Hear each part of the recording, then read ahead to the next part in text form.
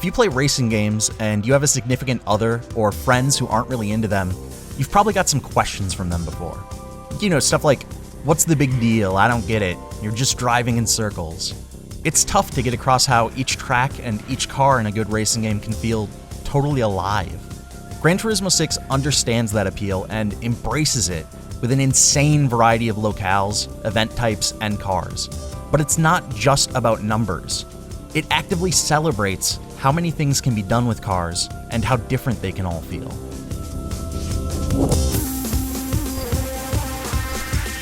Gran Turismo 6 starts out fairly standard.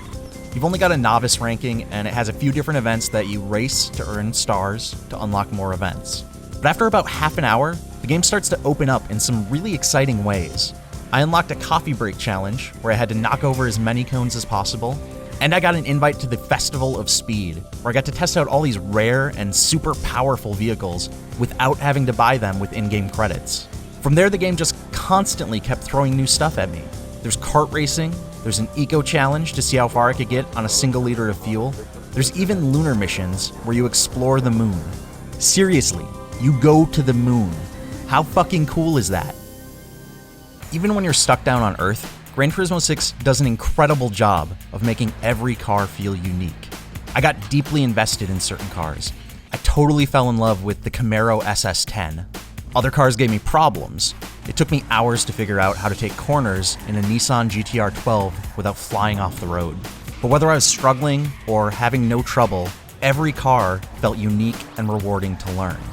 Listen, I'm not a car fanatic. I barely drive. But this game still made me care about cars and start to understand them on a really technical level. For as good as Gran Turismo 6's vehicles look and feel, there are few details that could have used a bit more attention.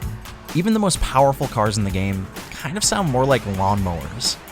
The sound problems also extend to collisions. Crashing into walls or other cars produces this really goofy, dull bumping noise that feels totally out of place. You should also be prepared for some hefty loading times. Gran Turismo 6 looks really great for a game that's on a last-gen system, but I found myself waiting for some races to load up 30 seconds or more. But those problems are so tiny in the grand scheme of this massive, passionate game. Previous Gran Turismo games have always been technically solid, but a little cold and mechanical. Gran Turismo 6 is more enthusiastic. It's a non-stop barrage of fun new events, exciting vehicles to test out, wild distractions. This game loves cars, and it wants you to love them too. And after dozens of hours of playing it, I'm feeling that love.